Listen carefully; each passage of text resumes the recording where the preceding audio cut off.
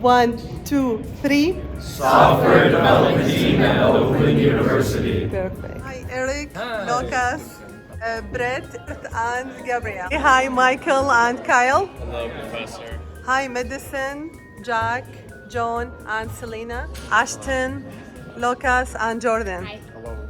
Hello, Zender, Joshua, and Terrell. Hello. Hi, I'm Rick. I'm Logan. Logan. Benjamin. I'm Brian. Brian. Hi, Jonah, Roar, and Richard. Hello. Hi, Michael. Hi. Hi, Romver. I'm Austin. Jalen. Logan. What's your project about? So our project is called Bells. It is a roguelike video game where you progress through the game by acquiring score tokens, upgrading abilities, and stats. These background will change depending on the map you pick, the lab and the town, and this is our in-game screen. You have the enemies coming at the player there in the center. They spawn from these hangout spots, and here's the health bar and scores at the top, and these are for abilities. So as you can see, you can upgrade your stats here without going to the upgrades menu, and you can also unlock abilities and push things to the database without actually needing labs. And then we just kind of drew all of the characters, the tile maps, and then we used Unity to put it all together to make a tile map. And How many get all the characters do you have? spawners. There are currently 5. 5 characters. And it kind of helps you manage the health and just like schedules of your pets, things like that. So it allows you to create an account, go through and add your pets in, log certain information about your pets, like including vaccines, medications, their diet and schedule. The user interface shows your pets, and it shows the responsive design, where if you do it on your phone, for example, it has a nice responsive design. This is the landing page that has your dashboard, so it's got your to-do list, upcoming events and appointments, and then it shows your pets with a picture, and then here we can see the medication information. It's different for each pet, and you can add in the specific information for each medication type. Pets can log in and see like all the pets that they are assigned to, so like their clients and then the owner of the pet, so if they need to contact them for anything like that, we also have that here. And then for the pet. We also have on our main page a schedule system that will show you all your upcoming appointments, so that you never have to miss any like important vaccines or is a life tournament. It's a tournament style game, I guess, where you train these creatures to fight against each other in a 4-player tournament. It's asynchronous multiplayer. They're not pre-programmed to behave in a specific way. They have brains that are modeled by neural nets, and they have various sensors. So you can see that's a line of sight. So when that collides with this is food, it will be able to see that, and the neural net will respond to that. And then the creature has other tools, like these are mouths, and the brain can activate those to eat food when it collides with it. You can see right here, this is a horn. So this is another component that the creature can use. This one is used for inflicting damage on other creatures.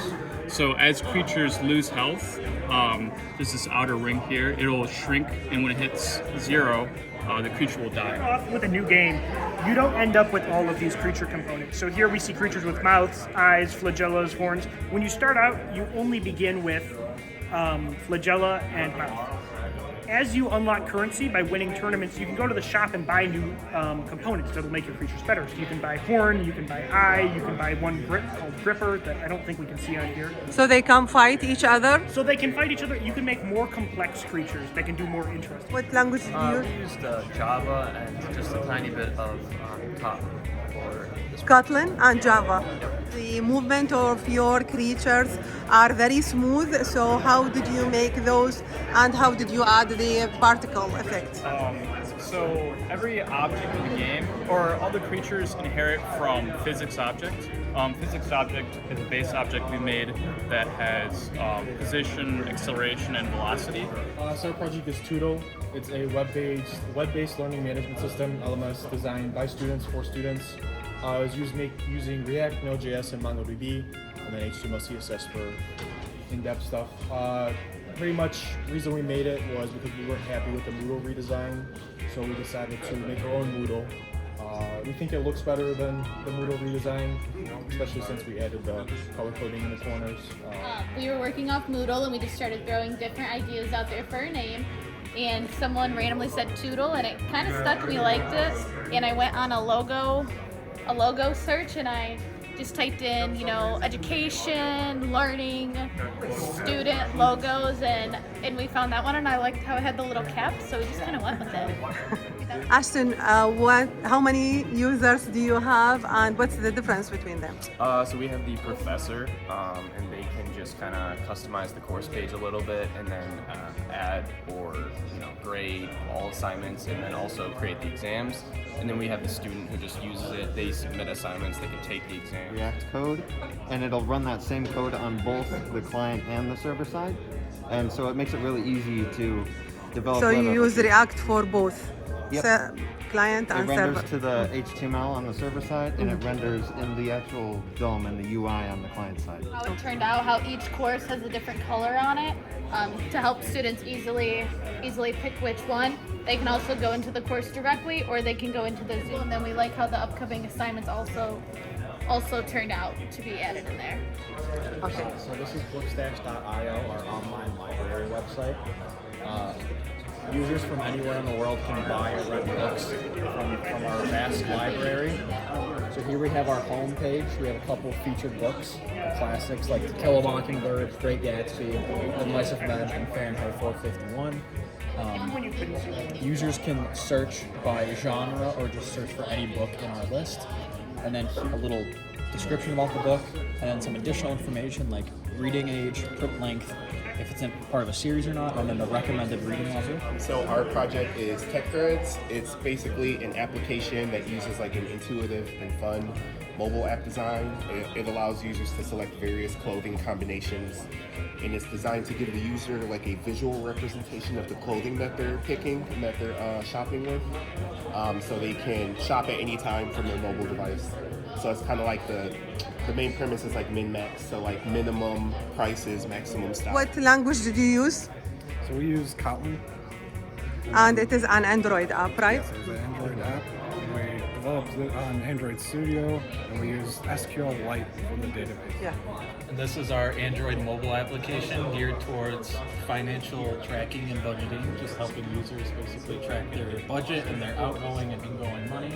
And we provide some tools within our app just to help them do that, including calendar view to track bills, daily transactions. They can specify budget from different sources such as MasterCard or Visa.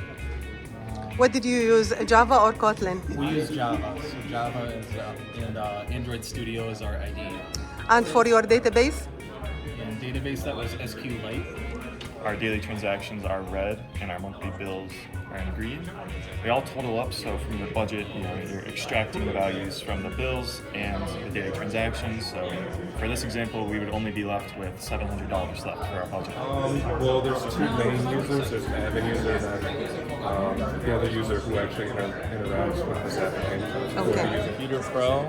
We are an inventory management system, and we are trying to cater towards smaller companies to allow them to be able to stock keep. And we're based off computer parts.